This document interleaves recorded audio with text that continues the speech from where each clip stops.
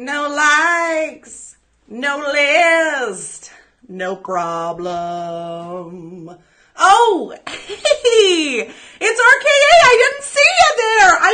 It's summer and I'm enjoying my life. I wrote a new song. It's called No Likes, No List, No Problem. It's a little homage to Kenny Chesney's No Shirt, No Shoes, No Problem. And in honor of that, I am not wearing a shirt. I'm wearing my bathing suit top. I'm not wearing shoes, which I'm also not flexible. So that was a feat. No shirt, no shoes, no problem. But you know what I do have is hat hair. I do have that. And I got a little eucalyptus lotion hanging out on my nose for you. I didn't have any sink. So sometimes when you're worried about the sun, you just put some eucalyptus on there and you hope for the best. You hope for the best. Oh man, what a week. What a week. Summer solstice. It's hot. Oh, I see Megan is here. I see Megan and Megan. Megan and Megan. You guys should start a thing. You get together, get to know each other. You guys would love each other, I'm pretty sure. And the name of the game today, as I've already sung to you, because after Facebook Live the musical, I just can't stop singing. I just can't stop. Can't help myself. The name of the game today is No Likes, No List, No Problem. And listen, I am a marketer, okay? So I'm not dissing email marketing here. Building a list can be such a fantastic way to build your business. Shannon, I see you here. I love to see you here, girl. Lynn, oh my gosh, it's a party. I wish you were here and we were drinking margs at, 11 a.m. and enjoying the summer. But you know what? We're here together in the cool blue tones of the RKA office, and that's enough. It's got to be enough today. So as I was saying, I'm not an email list building hater because it can be such a powerful way to get in front of your audience, such a powerful way to build brand awareness, to sell your programs and your products, to do launches, there's like a zillion and million bagillion shishillion things that you can do with an email list. But sometimes it can just feel like the focus is just like list, gotta have a list, everybody list every day, all day, every day, and people are losing sight of what it actually takes to build a business because they're so focused on their list. You gotta get that list up. And a lot of times what I see is people who come to me and they're building their business in the first few years, maybe 3 to 5 years of building a biz, and they're like, I'm not going to do this thing until I have a list of 2,000, 5,000, 10,000. I'm not going to move forward with my business until I have the list to back it up. And there's no greater mistake than that mistake. So I just want to jump right in because I got 10 ways today, 10 ways to build a thriving business with no list, no likes, no following yet, because yes, it's possible. And I'm going to use myself as an example because isn't that fun just to be like, I did it and so can you, But I've been in business for a little bit over 8 years, and it wasn't until the last couple of years that I started really focusing on visibility, upping my list, getting people on there, doing the email thing. But up until then, I wasn't doing it at all. I was pretty invisible when it came to social media. And when it came to being in people's inboxes, I wasn't there either, unless they were my client. Then I'm just all up in the inbox. And I gotta tell you, my business has been, was, and is doing fantastic. Growing. I've got, my revenue has consistently grown since I launched the business 8 years ago. I've got clients, I've got contacts, I've got referrals, I've got it going on. And I had all of that before I ever started building an email list. So when you're thinking, oh crap, I can't do anything unless I have a list of thousands, I'm here to say it's not true. So let's just dive right in. 10 ways to build a thriving business without likes or a list. Boom. We're looking at some future Facebook Live musicals here. I gotta tell you. So, all right, let's talk about it from off the bat. My first thing I want to say for you folks is you got a niche. You got a niche. It all starts with niching. And I know that niching, niching, I don't know whatever you call it, do it. Get specific. I know it's scary, but you gotta do it.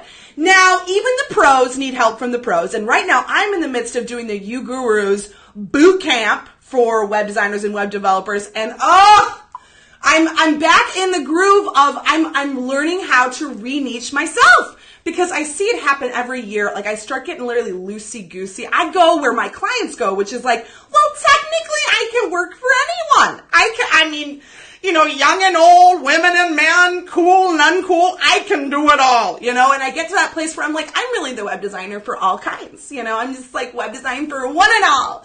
And guess what? I see a dip in the effectiveness of my marketing when I go to that place.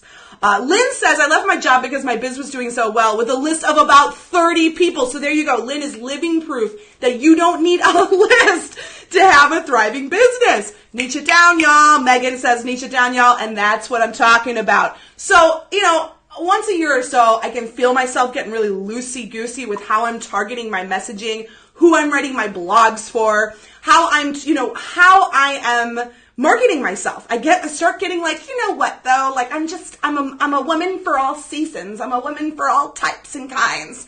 And as I said, the effectiveness of my marketing goes down. And so doing this You Gurus thing, and we're talking about, we often hear the idea of the ideal client, and the ideal client profile and getting really clear on that is super, super, super important. But before you can have an ideal client, you're going to need a target market segment. And so you're going to want to think about this target market segment in terms of, as they say in the You Gurus world, constraints and not qualities. So you're going to want to think about things like geography and the size of the business and the type of the business. So in my case, so you could, for example, I'm outside of Chicago. I could say I'm going to focus on restaurants in the Chicago area, or I'm going to focus on life coaches in the Chicago area, let's say 25-mile radius around Chicago. And so that would be my target, my market segment.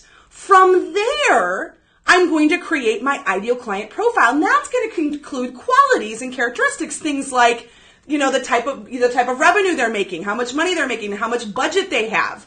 Things like if they're fun and if they like singing, web designers, because otherwise we're not going to get along, Things like if they love the 80s, and so I can say, all right, I've got my target market segment, which is going to be life coaches 25 miles around me in the Chicagoland area, and then when, that's who I'm going to be marketing to. And when I decide whether I get into a relationship with these people, that's when I'm going to kind of check them against my ideal client profile, and see, okay, they are a life coach 25 miles, away from me, but are they cool?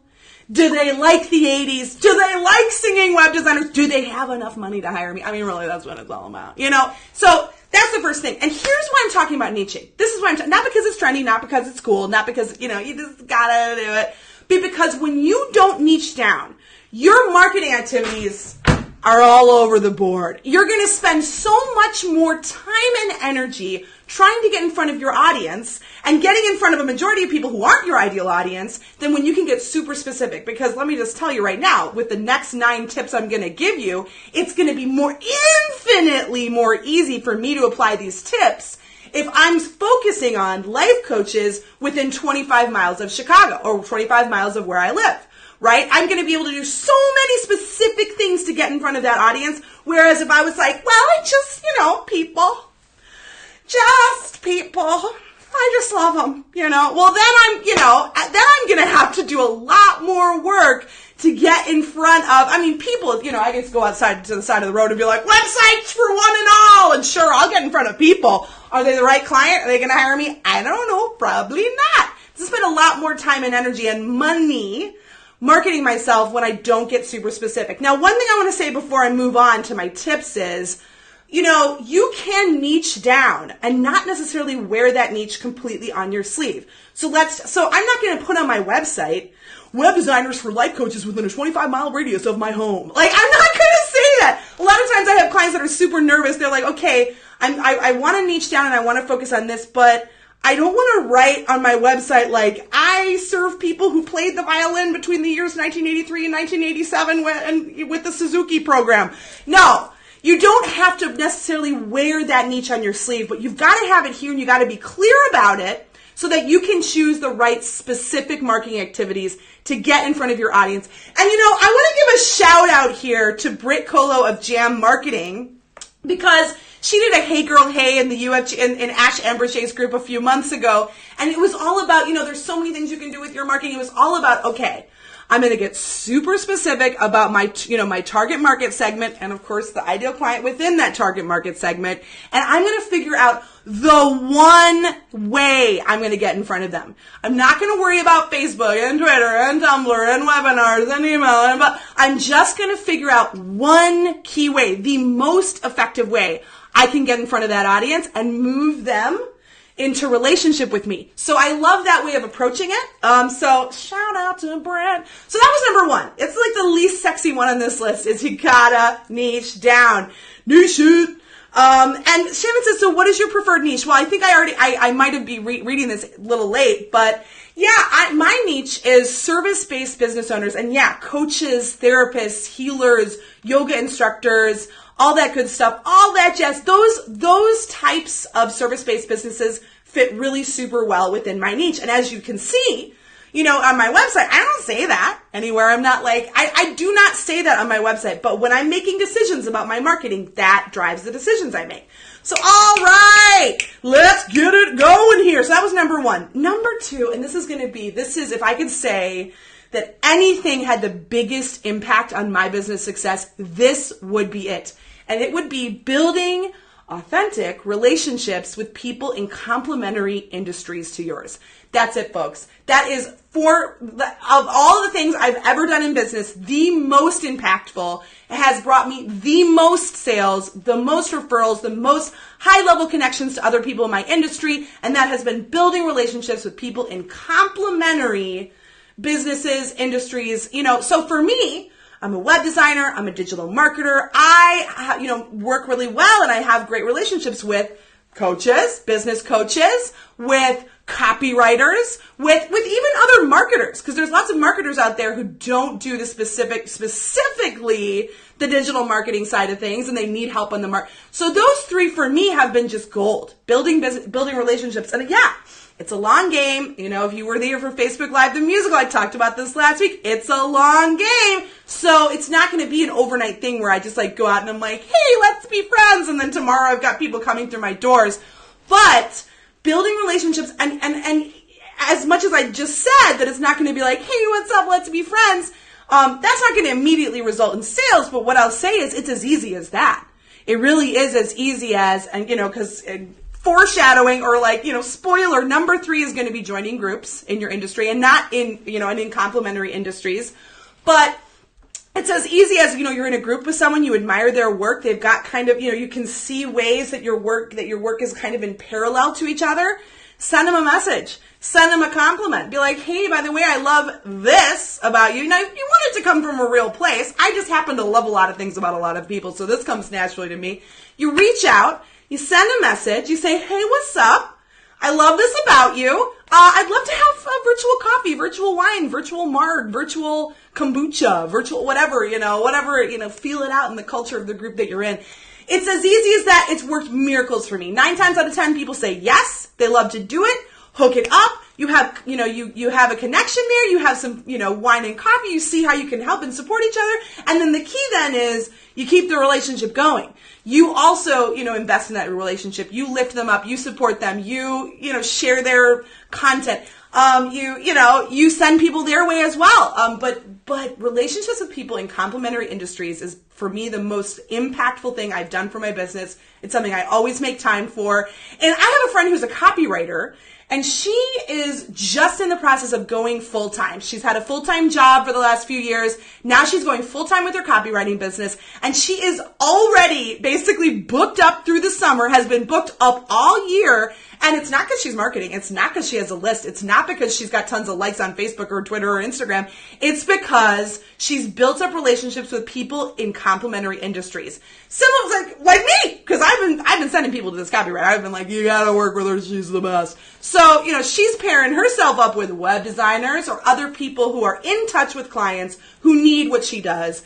the number one most impactful thing I've done from a biz, folks. So number 2 on this list is going to be relationships. We got to speed this up. 15 minutes? Apparently, according to studies, I've got 2 more minutes before I lose your attention forever and for the rest of time. So let's just do this. Number 3 is going to be, as I said before, joining groups in your industry. And I talk about this all the time. In your industry, not in your industry. I actually recommend doing both. The industry ones are going to help you provide support and encouragement, and sometimes you'll get some good referrals from there. But I also recommend being in groups that, just like the relationships you're building, are complementary to your industry, right? Like, so the group is going to cater to people who, are going to, nicely pair. So yeah, I do like to be in groups with copywriters and graphic designers and marketers and coaches, because those are all industries that are complementary to the work that I do. So that's number 3. Number 4 is going to be guest blogging and looking for authority websites. Basically what this comes down to is you want to go where the conversation is already happening. You want to go where people are already hanging out and spending time, where you can get in front of new audiences. So you want to create content and then pitch it to authority websites. So when I say authority websites, what do I mean by that? Of course, the New York Times is going to be an authority website. Kind of tricky to get a post in the New York Times, right? So if that is a great example of an authority website, the New York Times is linking to you, you're doing great. You're doing great. Great for your SEO, folks.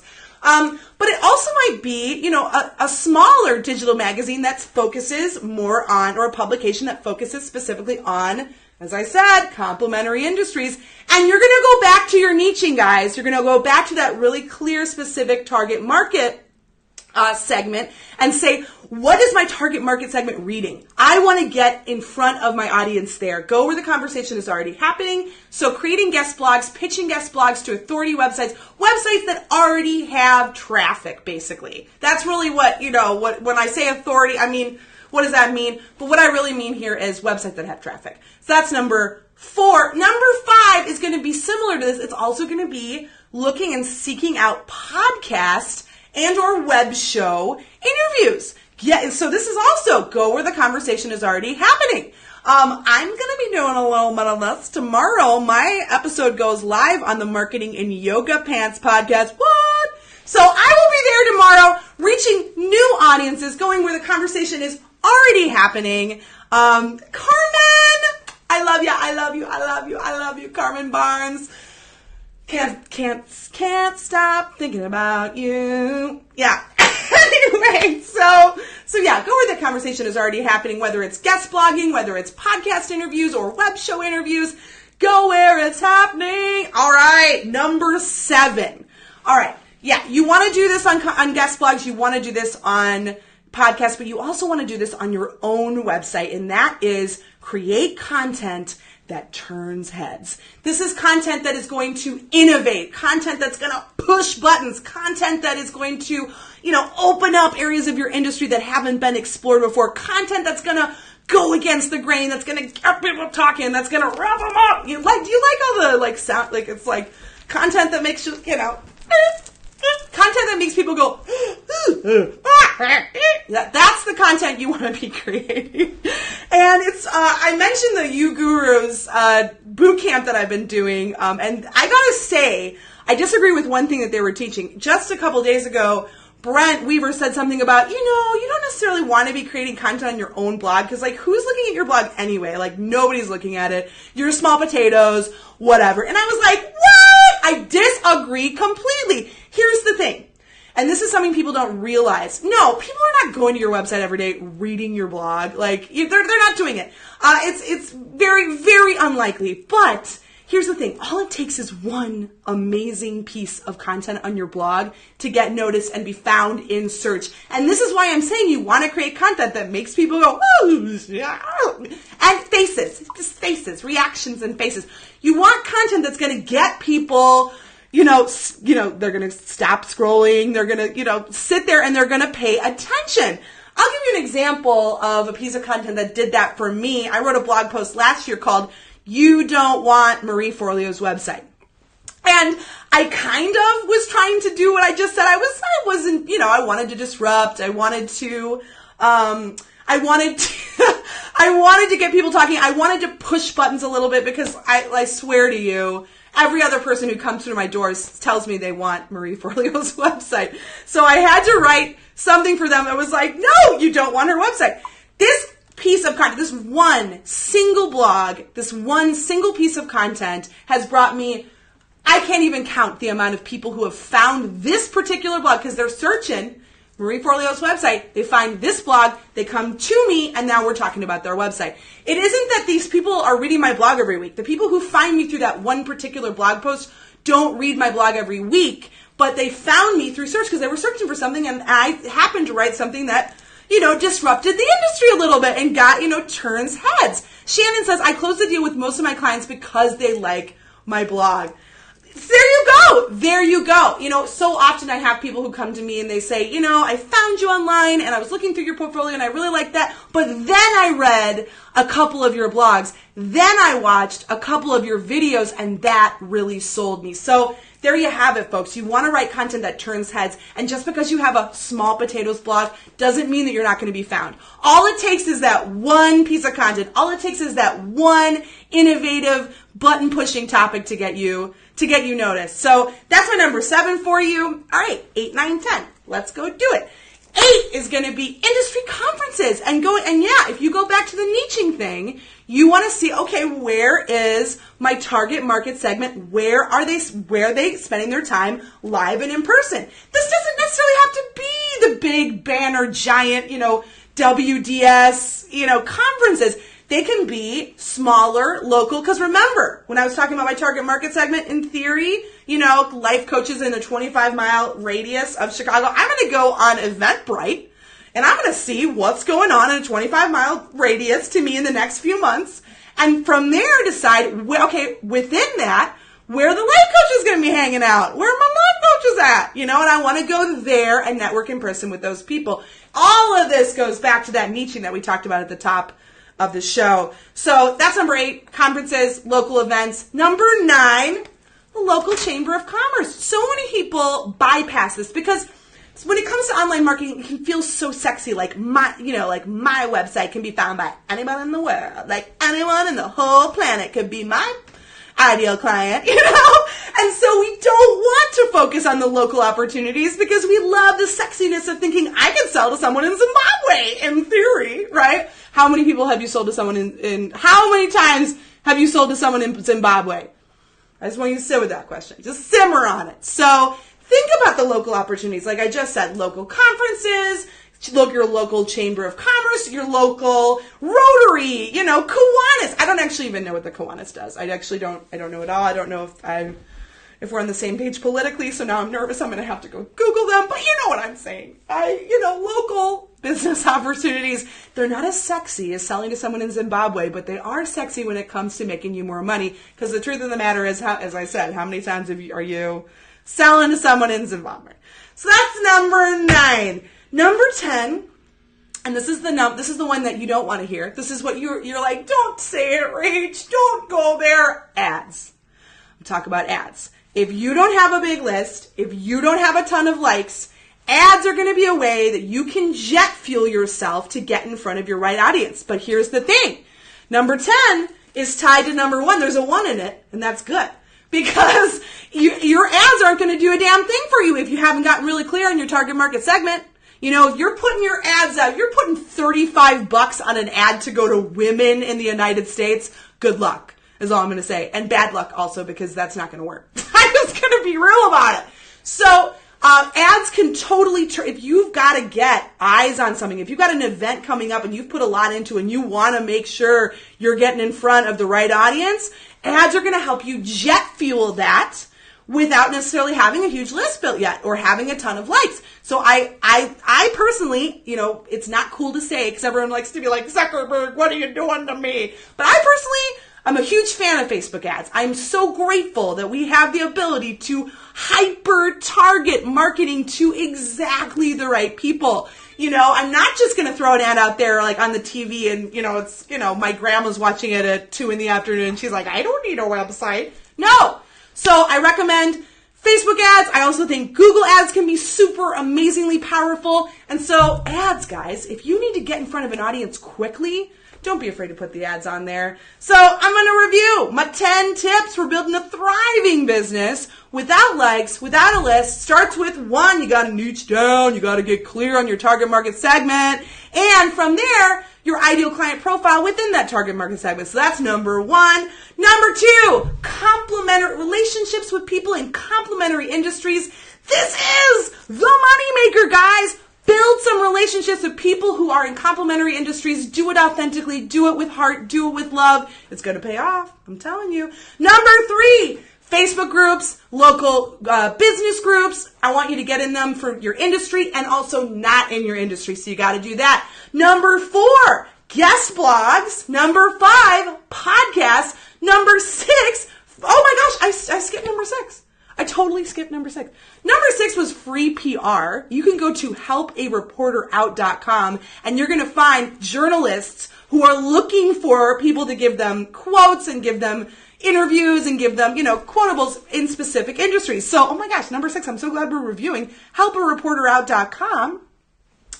Number 7, content that turns heads. Number 8, conferences, whether local or on a national or international scale. Number 9, check out your local Chamber of Commerce or your Rotary, but not Kiwanis because I don't know politically where they stand.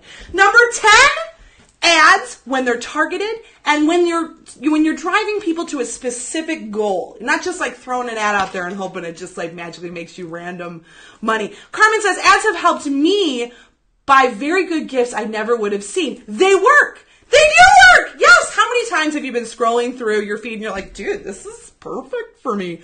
That's hyper-targeted ads right there doing their job, So, that's the 10 tips, guys. You don't need likes. You don't need a list to build a thriving business. Now, do those things help? They absolutely do. So, yeah, I do recommend building a list on the side while doing all these 10 things that I just talked about. Building it with the long game in mind, knowing that as it grows, yes, it can definitely be a very powerful tool for you in your business. But in the meantime, before you've got that extra massive life-saving, life-changing list, there are so many things you can do to have a thriving business. You're not going to crash and burn until you have a ton of likes. 27 minutes together today. I'm calling it a day. I'm going to the beach. I gotta go. See you later, folks. It's been real.